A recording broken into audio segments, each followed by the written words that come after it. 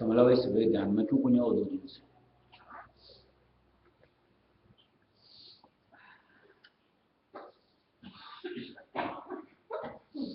कमला भाई ध्यान में क्या कुछ आ रहा 2 दिन से?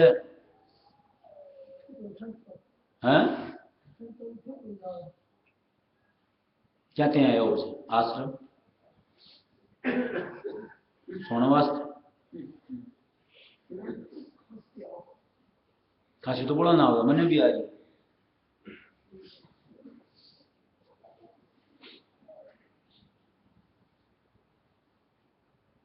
सारी जिंदगी भजन ध्यान के अभी को पढ़ना हो गए क्यों?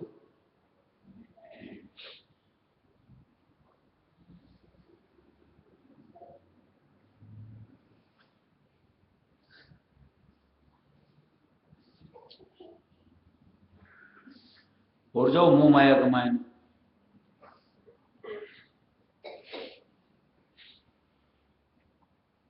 सुमित्रा भाई सत्संग ते आया हो, किस चीज ते आए हो? लाभ उठा पा रहे हो?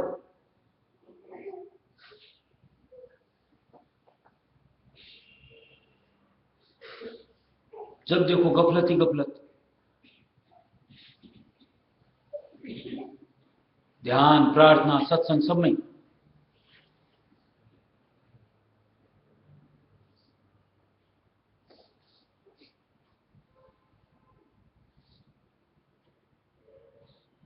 सुबह की प्रार्थना में ताज्जुब लगता है, अधिकतर सोए रहते हैं।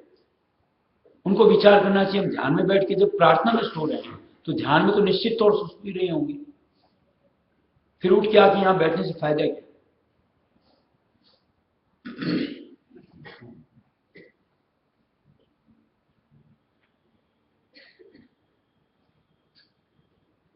चेतन अंग धरने की बात होती है सत्संग में, गफलत अंग नहीं।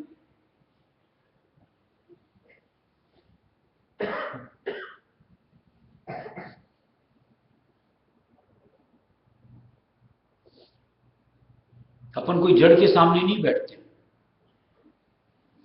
कि जैसे तैसे सब चलेगा।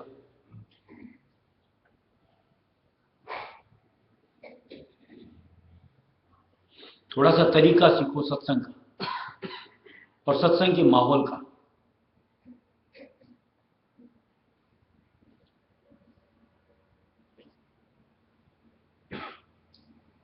तब तो कुछ अपन यहां से ग्रहण करेंगे, नहीं तो कुछ नहीं लेके जाएंगे।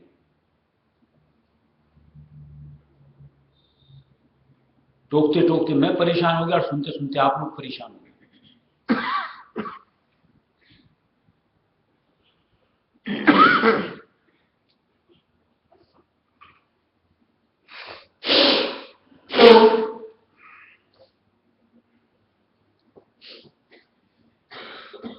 देखिए जैसे जिंदगी की 4 अवस्थाएं बताई हुई हैं, बालापन है, किशोर अवस्था है, जवानी है, बुढ़ापा है। सबसे अच्छी कौन सी अवस्था होती है?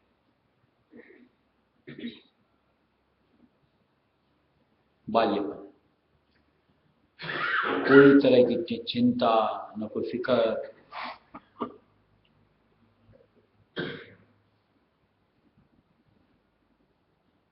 जो कुछ है ऊपर वाले की समझ, वो संभाले, वो उसकी फिक्र करे, स्वयं आराम से जिंदगी जिए।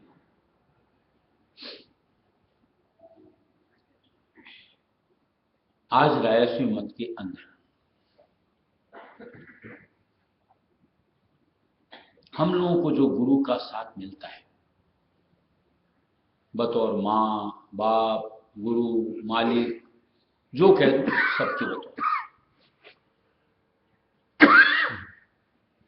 हमें अपने आप को उस बच्चे की तरह उनके साए में रखना चाहिए। कल भी जैसे सत्संग में बात हुई कि जब मालिक मेरे साथ तो मुझे किस चीज की फिक्र?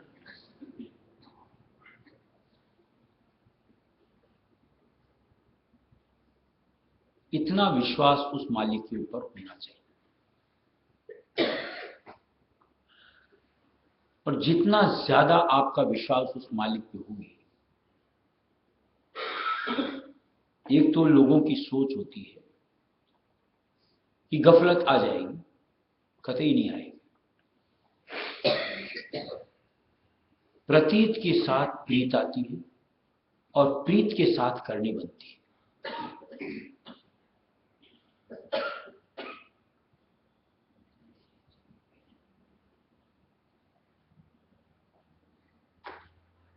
जहां आपकी मालिक के ऊपर पूरी तरीके से यकीन की बात, जैसे बात हुई थी मालिक हर पल अपने साथ, अब इस विश्वास को हम कितना जोड़ पाते हैं अपने साथ कि मालिक मेरे साथ है।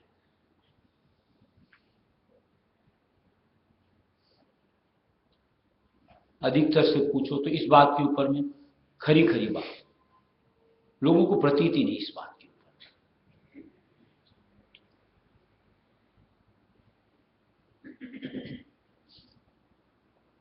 अभी तो किसी से पूछेंगे सब बोलेंगे हाँ हमें तो है।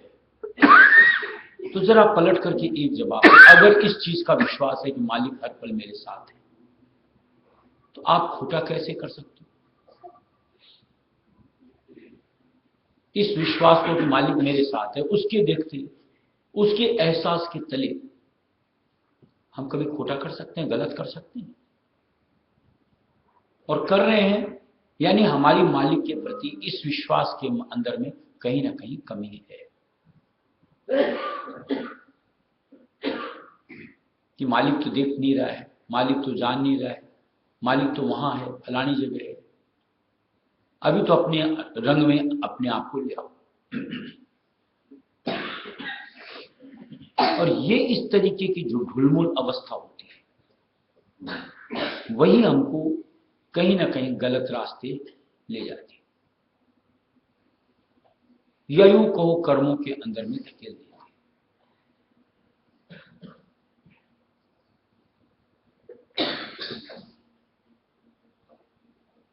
उस निराकार मालिक की अहमियत को, चाहे हम लोग धार्मिक प्रवृत्ति से जुड़े हैं, संत मत से जुड़े हैं,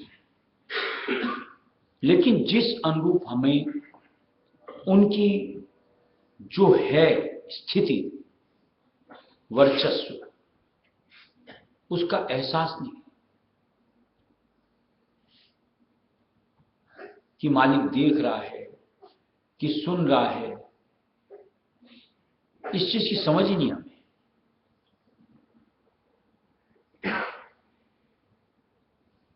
अब इस बात को भी कई नकारते दिखेंगे कि हमें तो पता है मालिक देख रहा है, मालिक हर पल हमारे साथ है।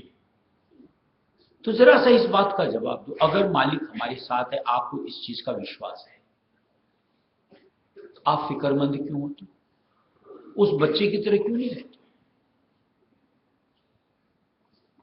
कि फिक्र वो करें? गार्जियन है हमारे, माँ बाप हैं, मैं क्यों फिक्र करने जाऊं?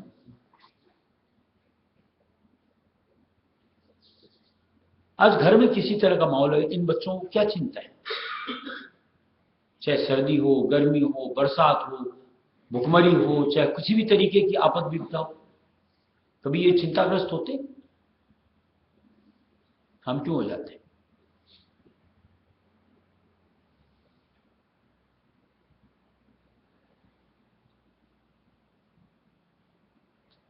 शायद हमने अपने आप को बड़ा मान लिया, शायद उस मालिक के प्रति कि वो मेरे साथ है, इस सच के अंदर में कहीं ना कहीं हमारी सोच नहीं जुड़ पा रही। इस वजह से हम अपनी ही सोच में उलझ करके फिक्रमंद हो जाते हैं।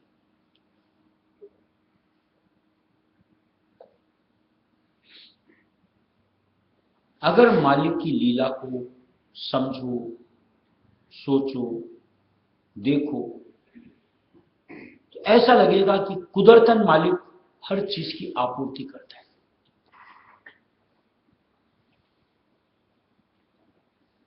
छोटे से छोटे जीव की करता है। हम तो फिर भी सत्संगी बन के उसके निज बालक बन गए, कहीं उसकी नजर में हमारी अहमियत कुछ भिन्न है। जब हर किसी की करता है तो क्या हमारी नहीं करेगा? निश्चित तौर से करेगा। ज्यादा करेगा।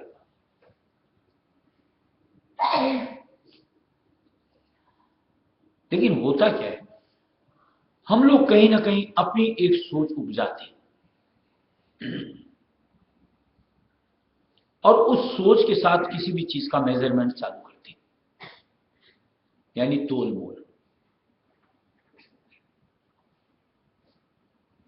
यानी हम ये सोचते हैं कि हमारी सोच खरी है। अब अपनी सोच को खरी मान के मालिक की सोच को उससे मिलाने का, यानी उससे कमतर मानने का प्रयत्न करते हैं। बड़ा अजूबा है।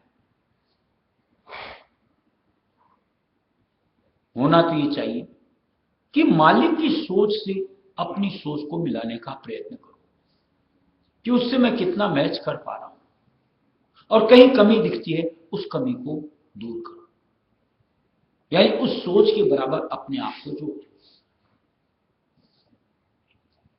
सत्संग की सूझ तो ये होती है, जहां मालिक की सोच के साथ हम अपनी सोच को बराबर ले आएंगे, जोड़ पाएंगे, कोई कलेश हमारे साथ जुड़ ही नहीं सकता।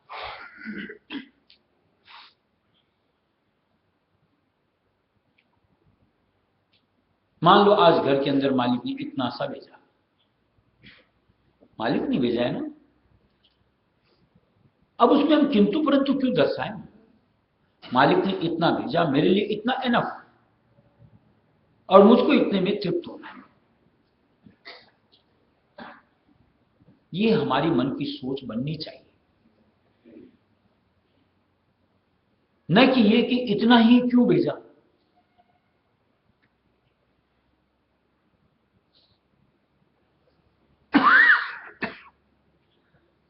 जितना हमारे लिए उचित होता है उतना ही तो मालिक देगा।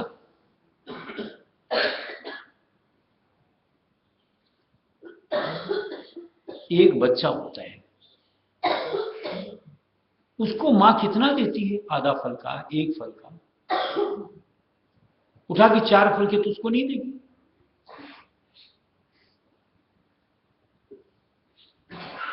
और बच्चे को 4 फल दो और वो खा जाए तो क्या होगा?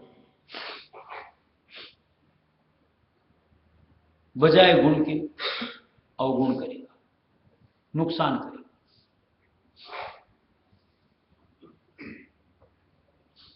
हमारी कल्पना तो न जाने क्या क्या होती है, कोई मायने नहीं रखती।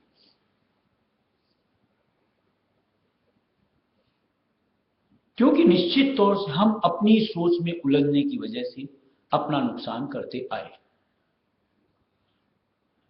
अब जब संत शरण से जुड़ गए, हमें अपनी सोच में उलझना नहीं चाहिए, उसको ताक पे रख देना चाहिए, और मालिक की जो मौज हो उसके साथ मुआफकत करना सीख लेना चाहिए। ये एक तरीका होता है, और जिसने ये सीख लिया हमेशा प्रसन्न रहता है, खुशहाल रहता है।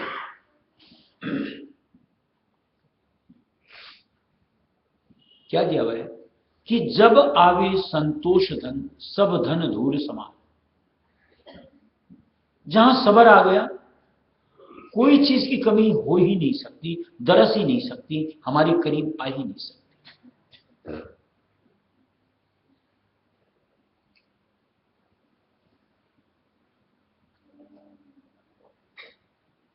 देखो, ज्ञान तो दुनिया के अंदर बहुत है, हमारे पास भी बहुत है, लेकिन उसको अपने काम लेने में हमें समझ ही नहीं आती कि वो काम मेरे लेने लायक बातें होती है। लोगों को बांटते जरूर फिरते,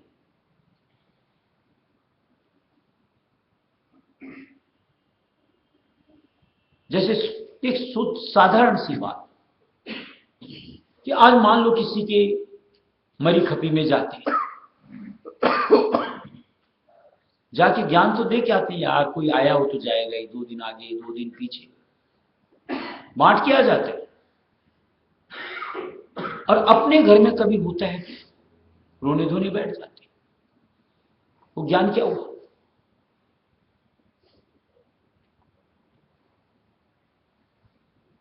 आपके पास था ना ज्ञान, उससे मन को अपने आप को समझाया क्यों नहीं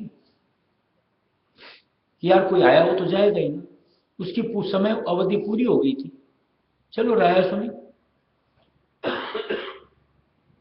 वहां हमारी स्थितियों को मन का घाट छूट जाता है, ज्ञान एक तरफ चला जाता है और हम बदहाल हो जाते हैं।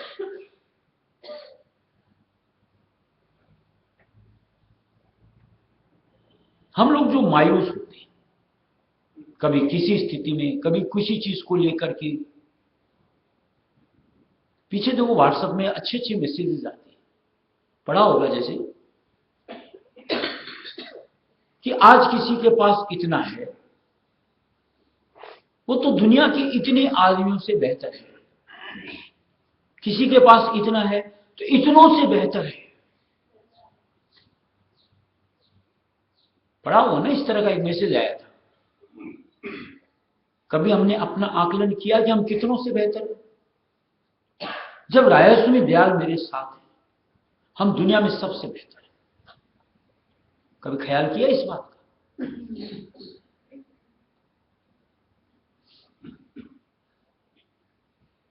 लेकिन जब देखो तब रोना धोना, शिकवे शिकायत, यही दशा में अपने आप को पाते। जब देखो चिंताग्रस्त, अवसादग्रस्त। कौन सी स्थिति है? अगर आप अपने आप को उतना आला मानते हो तो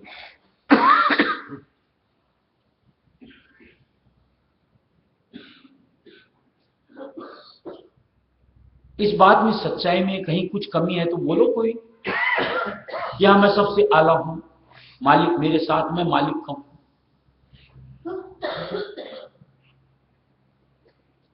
कि वो सृष्टि का सरताज मेरा यार है, मेरा दोस्त है, मेरा माँ है, मेरा बाप है। इस सच्चाई को नकारो देखिए कोई। और अगर ऐसा कुछ है तो मुझसे ज्यादा खुशनसीब दूसरा कौन?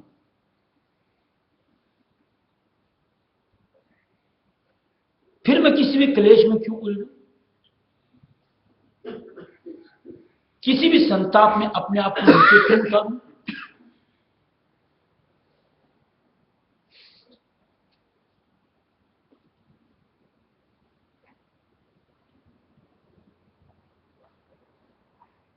इसके लिए क्या होता है? एक तो होती है निगेटिव थॉट, एक होती है पॉजिटिव थॉट, सकारात्मकता, नकारात्मकता।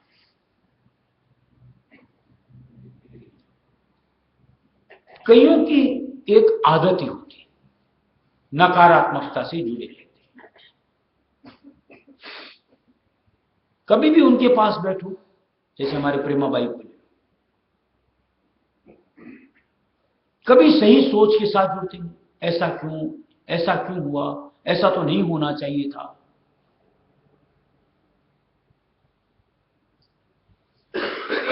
एक नाम नहीं, हम में से अधिकतर की हालत ये।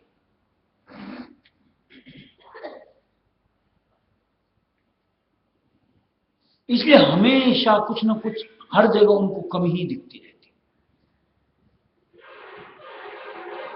अब वो चाहे सेवा में ही क्यों ना हो, सत्संग भजन ध्यान में ही क्यों ना हो, वहां भी हम प्लस नहीं माइनस ही दिखते।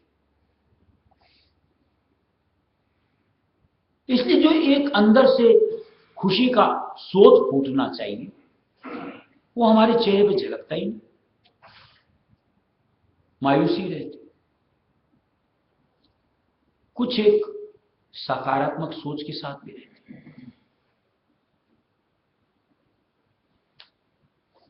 जैसे भगत जी को ले लो, सुन तो रहा नहीं इसलिए चढ़ नहीं रहे बेचारे, देखो चेहरे पे रौनक रहती है हमेशा।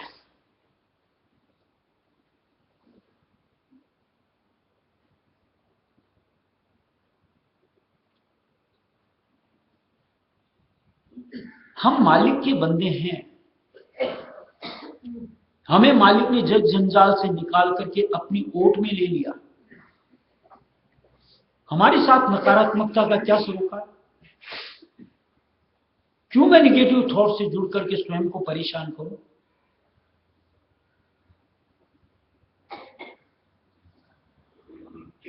देखो पीछे एक उदाहरण सत्संग में भी आया था, आप लोगों ने पढ़ा भी है, सुना भी है कि मान लो एक गिलास में आधा गिलास पानी, अब नकारात्मक भैया आधा ही गिलास, यानी उसको आधी खाली गिलास दिखती है। सकारात्मक आधी गिलास पानी तो है यानी उसको नीचे से आधा भरा हुआ दिखता है, खाली की तरफ उसकी दृष्टि नहीं जाती। अब जिसको वो आधा भरा हुआ दिख रहा है यार इतना तो है, वो तृप्त हो जाता है, मालिक का शुक्र बजाता है। और जिसको वो ऊपर खाली का पोर्शन दिखता है वो अवगुण दोष लाता है, शिकवे गिला शिकायत में रह जाता है।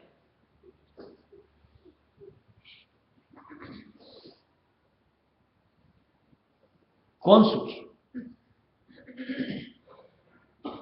आज नसीब अपना, कर्म अपने, सबके अपने अपने।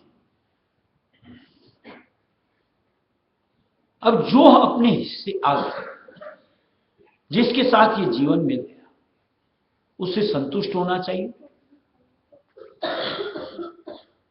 या असंतुष्ट? असंतुष्टि के भाव से अधिक कुछ आप हासिल कर पाओगे?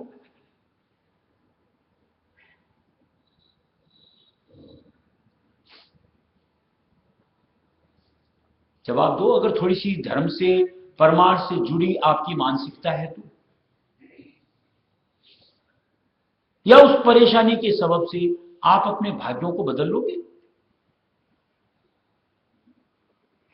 बढ़ा लोगे?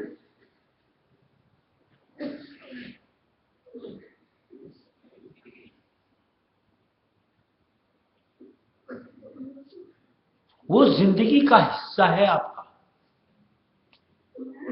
जो हिस्सा है उसमें अपने आप को एडजस्ट करके खुशी रहने का अवसर तलाश करना चाहिए।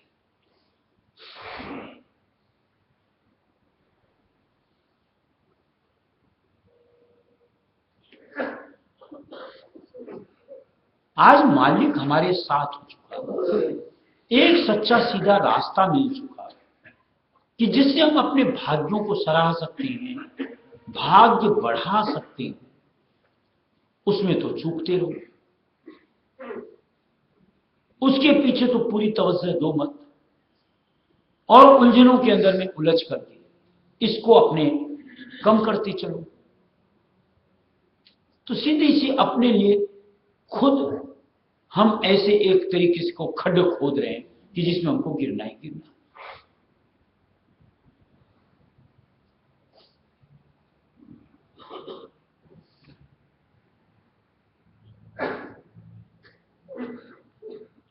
एक बात जैसे विचार, अभी का जो समय है, जो लगभग मेरे को लगता है सबके साथ बीतता है, कोई अपने माँ बाप से संतुष्ट नहीं, कोई अपनी औलाद से संतुष्ट नहीं, कोई अपने व्यवसाय से संतुष्ट नहीं।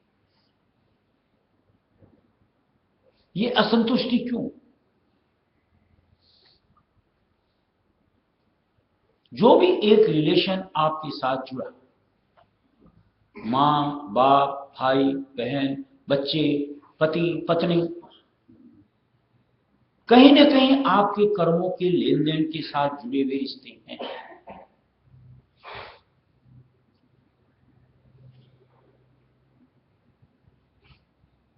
ऐसे तो कोई नहीं जुड़ता। और जब अपने कर्मों के हिसाब से, लेन देन के हिसाब से कोई रिश्ता जुड़ा हुआ है, आप उसको एक्सेप्ट करो या ना करो, वहां से क्या फर्क पड़ने वाला है? बेहतर अगर आप एक्सेप्ट करके चलो कि जो जैसा है वैसा है, और मालिक ने इनको मेरे साथ जोड़ा है, जिंदगी इसी के साथ इसी तरह से निर्वाह करनी है। अब उसमें कैसे मैं अपने आप को अधिक से अधिक एडजस्ट कर सकूं, कैसे सबको मैं अपने हिसाब से खुश रख सकूं, अपनी सोच से जोड़ सकूं। क्या ये हमारी सोच नहीं होनी चाहिए? और हमारी अवधारणा कहीं ना कहीं हमको सकारात्मकता का रूप दे करके कहीं ना कहीं हमको उसके करीब ले आएगी। जैसे मान लो मेरे बाप है, मुझे बहुत डांटते, मुझे क्यों डांटा जा रहा है? एक तो ये सोचो, एक मुझको डांट रहे, शायद मेरे में कोई कमी है, जिस वजह से मुझको डांट रहे, चलो मैं उसको दूर करता हूं। दोनों सोच में फर्क हुआ कि नहीं हुआ? एक से खिन्नता बढ़ती है, दूरी बढ़ती है, रिलेशनशिप में खटास आती है। और दूसरी तरफ अगर उसको पॉजिटिव थॉट लेट करके अपने आप को निहारो, अपनी जिस चीज के लिए फ्रैक्शन हो रहा है उसको दूर कर लो, अपने आप एडजस्टमेंट बन जाएगा, तकरार खत्म हो जाएगी, खुशहाली का माहौल हो जाएगा। किसी भी रिश्ते में ये चीज सोच कर देखो। सबसे बड़ी की बात, हम सत्संगी हैं या यूं को मैं सत्संगी हूं, ये एक सोच तो हमसे जुड़ी होनी चाहिए। और मेरे साथ मेरा मालिक है,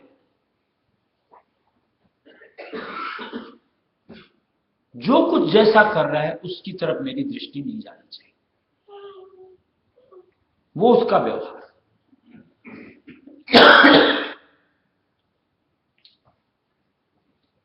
चूंकि मैं सत्संगी हूं, मेरे साथ मालिक है, मुझे अपना चरित्र हनन नहीं करना, मैं विकृति में नहीं आ सकता,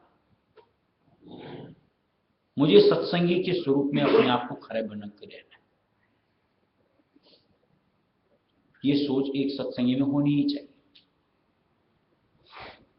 और सत्संगी अगर इस सोच से नहीं जुड़ा है, सीधे सीधे शब्दों में कह दो कि वो परमार्थ में अपने आप को रत कर ही नहीं सकता, यानी भक्ति अंग में उसका बर्ताव बन ही नहीं सकता।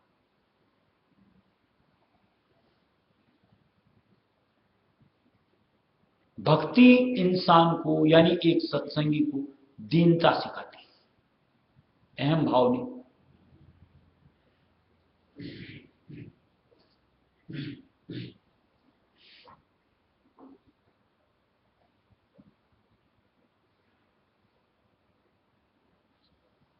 मालिक की तरफ से सत्संगी के लिए क्या दिया कि कोई उसको कुछ कह ले, मन को अपनी जरा न दे, कि कोई हमें कुछ भी कह के जाए, अपने चित्त में नहीं डालना है, गांठ नहीं बांधना, उसको पकड़ के नहीं बैठना है। सत्संगी का रवैया ये होता है। हम दुनियादारी जीव नहीं कि जिनके साथ न मालिक है न उनको परमार्थी भाव है, कि कोई जो कहा तो उसका प्रत्युत्तर, उसके बदले में गांठ और उसके साथ बैर विरोध ना। मैं सत्संगी, ये समझ सोच अगर हम यहां बैठ के सत्संगी अपने आप को मानते हैं, होनी चाहिए। और जहां हमारे अंतर में कोई गांठ नहीं रहेगी, किसी के प्रति द्वेष नहीं रहेगा, हम जब भी मालिक कुछ सुमरन में बैठेंगे, मालिक की याद में बैठेंगे, तो हमारा मन उन बातों में नहीं उलझ करके मालिक से जुड़ेगा।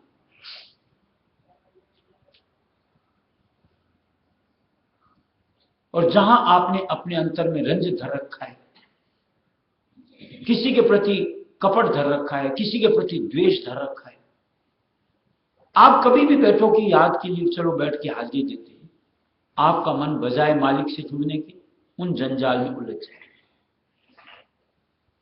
यानी जो समय का सदुपयोग होना चाहिए था, जिससे भक्ति के जरिए से मालिक की करीबी मिलनी चाहिए थी, उससे हम महरूम रह जाते।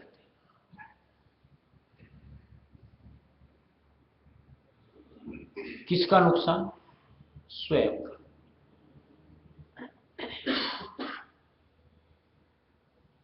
और खुद का नुकसान अगर कोई करता है, शायद अज्ञान प्राणी, जिसको अपनी समझ नहीं कि मैं क्या कर रहा हूं, होश ही नहीं रहता, कि अपने ही पांव के ऊपर स्वयं कुल्हाड़ी मार रहा होता है।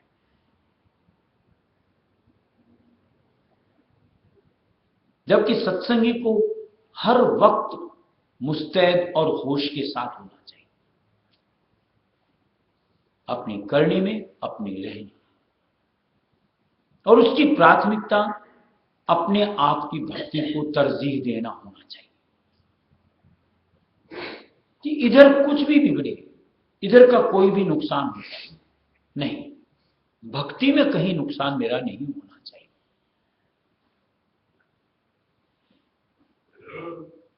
कि जहां से मालिक की मेहर दया मेरी तरफ आ रही हो, उसके लिए मैं और कोई रुकावट नहीं बना सकता।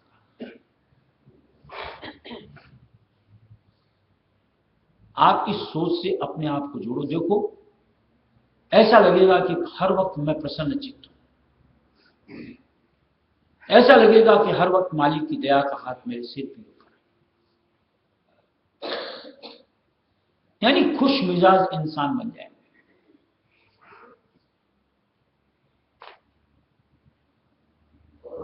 और ये एक हमारा सत्संगी का स्वरूप होना चाहिए।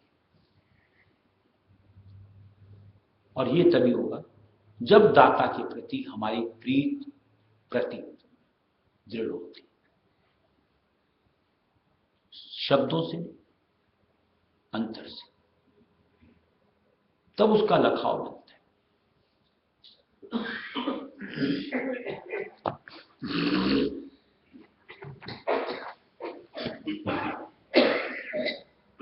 गुरु धरा शीस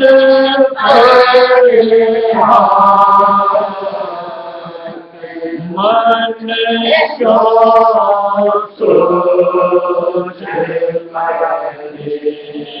गुरु धरा शीस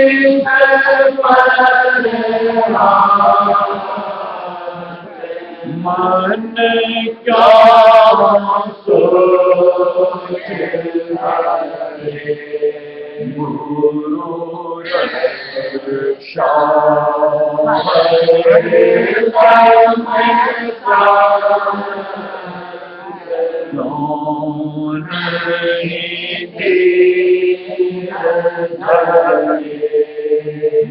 गुरु रक्षा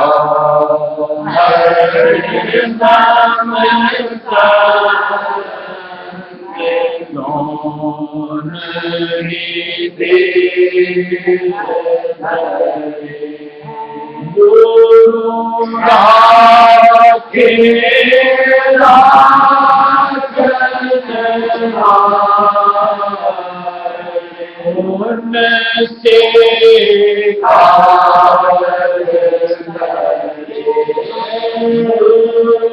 राखे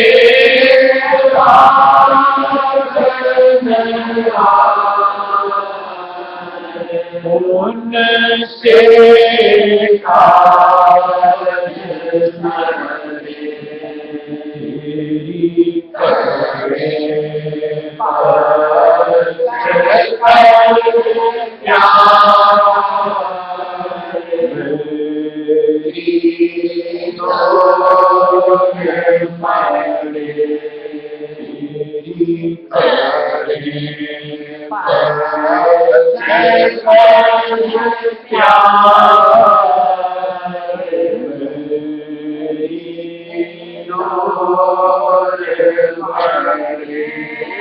गुरु दाता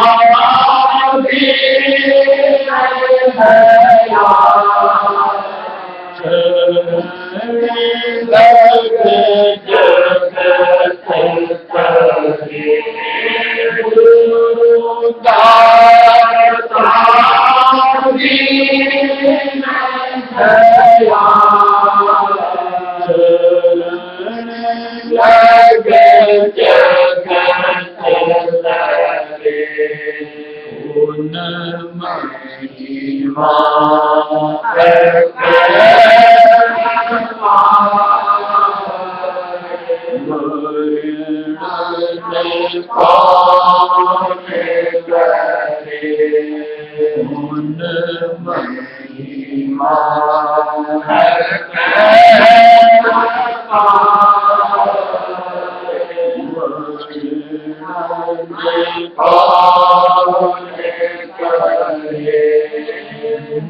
सोई चाखे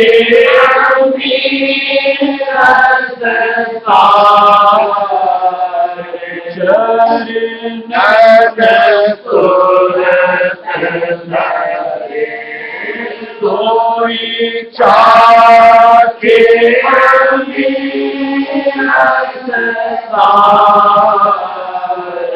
चरण सोरत भट बाजे अनहद सुन सोन अधर भट बाजे अनहद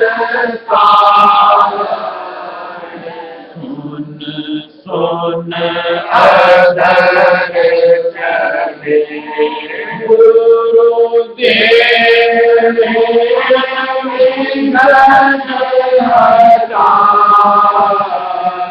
उनसे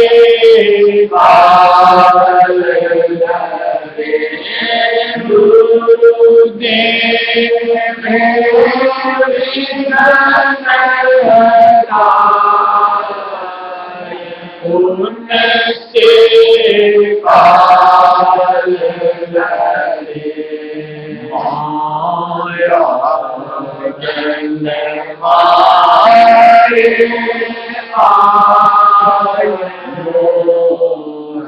मद अगिन जरे। सब फिर आंख बंद हो, अबार अबार टोक्यो, अबार फिर आंख बंद हो, कायम आंख बंद करे। अगर अंतर में मालिक को रूप नहीं आ रहा तो बहुत अच्छी बात है, नहीं तो अपने आप में दो चपत मार ले।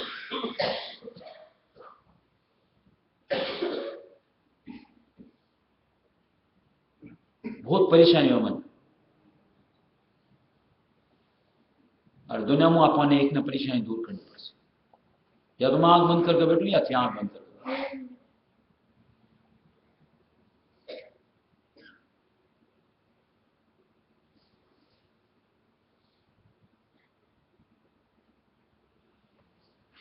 माया दल मारे आए मोह मद अगिन जरे। बिन राधा स्वामी गुरु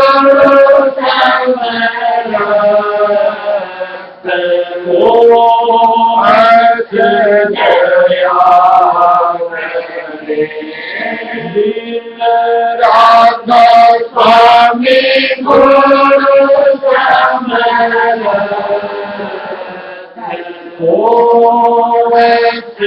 दया वही बड़ भागे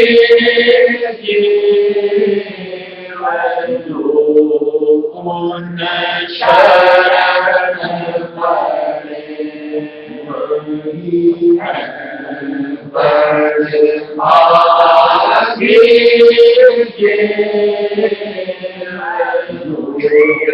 उन शरण पड़े। दर घिए में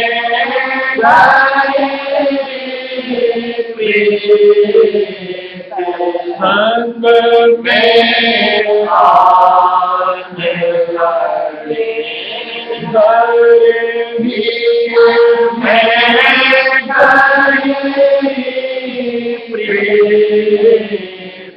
संग में आने लगे।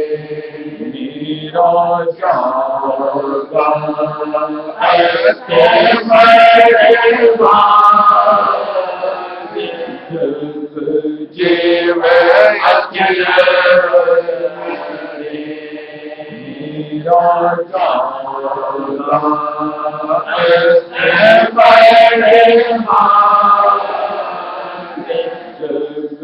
जीव अचल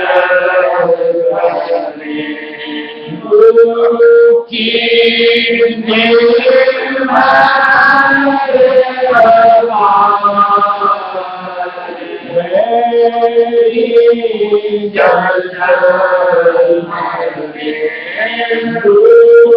की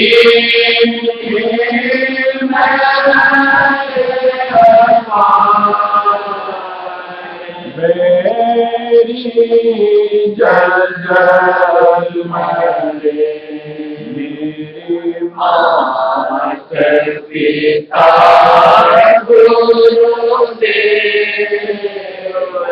महिमा कौन करे मात पिता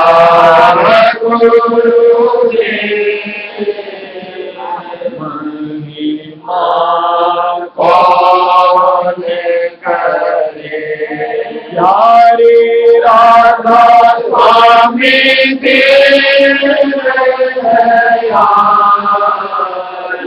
चिन्ह चिन्ह सारे करे प्यारे राधा स्वामी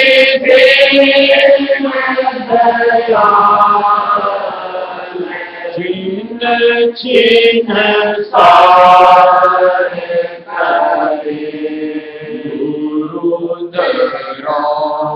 शेष पर मन का सोच करे गुरु शेष पर मन का सोच करे। देखिए कई ऐसे उदाहरण होते हैं जिनको अगर पकड़ लो, समझ लो, साथ जोड़ लो तो कई चीजों से हम अपना पीछा छुड़ा सकते हैं। हम कब परेशान होते हैं? जब हमें ये लगता है कि कोई अपना हमको कुछ बोल रहा है, टोक रहा है, सुना रहा है, तभी तो। अगर कोई अपना नहीं है तो उसकी कही बात को हम कितना बुरा मानते हैं, वो हमारे अंतर को कितना दुखित करता है। नहीं करता ना। अब रहस्य मत के हिसाब से जो मालिक ने हम लोगों को समझा कि दुनिया में कोई अपना है ही।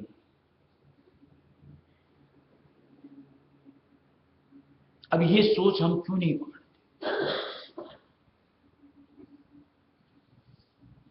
हम किसी को अपना मान रहे हैं तो हमारी गलती हुई ना। मालिक ने तो कह दिया तुम्हारा कोई है।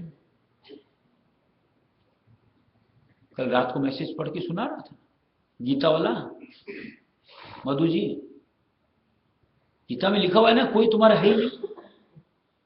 अपने मालिक ने भी दिया हुआ है तुम्हारा कोई है ही नहीं। अब कोई मेरा अगर नहीं, अगर वो अनजान में कुछ बक रहा है तो मैं उसको अपने अंदर क्यों लूं? अब तुमने किसी को अपना मान लिया, तुम्हारी गलती है। इसके लिए आप दूसरों को दोष नहीं दे सकते। दूसरी तरह से ऐसे मान लो जैसे एक गांव में से, शहर में से हाथी निकल रहा है, देखते हैं अपन कुत्ते भौंकते रहते हैं। क्या हाथी पलट के उन कुत्तों की तरफ भागता है या अपनी मस्त चाल से आगे बढ़ता रहता है? कुत्ते थक हार करके अपने मुंह मोड़ लेते हैं।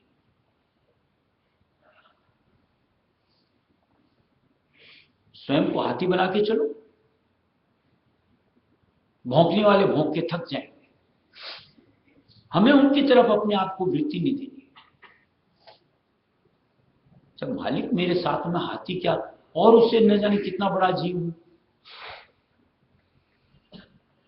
मैं जैसा हूं मालिक का, या तो मैं जानता हूं या मेरा मालिक जानता है।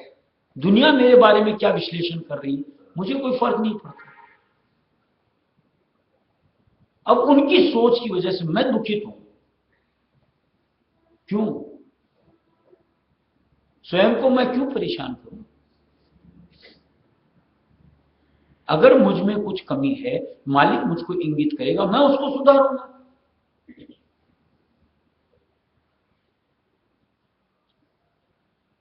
अब दूसरे ने कुछ कह दिया और मैंने उसको बांध लिया और मैंने उसके हिसाब से अपने आप को मान लो कहीं परिवर्तित भी किया, इसको कुछ और लगेगा, तब तो मैं सबके लिए अपने आप को यही करते रह जाऊं, वरना मुझको मालिक के अनुरूप। तो मैं तो मालिक की सोच से ही जुड़ूंगा ना। अब उस स्वरूप को दुनिया अगर पसंद करती है तो बहुत अच्छी बात, यानी मेरे संगी साथी पसंद करते हैं तो बहुत अच्छी बात, और नहीं करते हैं अपने अपनी राह पकड़ो, इसमें क्या गलत है? मेरी क्या मजबूरी है? मजबूरी उनकी है जो वो मेरी सोच से नहीं जुड़ रहे। उन्हें अगर मेरी सोच सही लगती तो वो भी अपने आप को इस अनुरूप बना ले, और नहीं अपनी सोच के साथ जकड़े रहे, पड़े रहे। मेरे पास इतना फुर्सत कहां कि मैं दूसरों की तरफ देखूं, कि दूसरों की सुनूं। मैं तो मालिक की ओर टकटकी लगाऊं और मालिक की सुनूं। मेरा समय तो उसी में सफल होता है। थोड़ी सी ये कुछ ऐसी माहौल अपने से जोड़ो, देखो मेरे से ज्यादा खुशनसीब कोई दूसरा नहीं।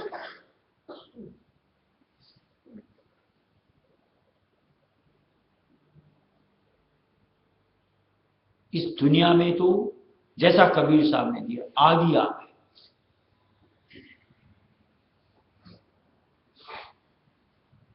अब इस दुनिया की आग में स्वयं को भी अगर झोंक दो तो जलोगे ही जलोगे। इस दुनिया की आग से स्वयं को निकालने का प्रयत्न करो तो कहीं सुकून मिल सकता है। आग से बच सकते हो, तपन से बच सकते हो। और हमको तो संतों का साथ मालिक ने पकड़ा दिया, यानी उनके साथ जोड़ दिया, तो निश्चित तौर से मुझे शांत होना चाहिए। कबीर साहब ने क्या दिया है कि आग लगी संसार में झड़झड़ पड़े अंगार। यहां तो अंगार पड़ते हैं, हर वक्त झड़ते ही रहते हैं। संतन होते जगत में तो जल मरता संसार। जिसको बचना है संतों के साथ अपने आप को जोड़ लो तो बच सकते। जहां मालिक से अपने आप को दूर डालोगे, ये भड़बूजे की भाड़ के अंदर हर वक्त उछलना कूदना जलना, परेशान होना। रास्ता मालिक दिखाता है, उससे हम अपने आप को कितना लाभान्वित कर पाते, ये अपनी अपनी सोच, अपनी अपनी समझ। राधा बार बार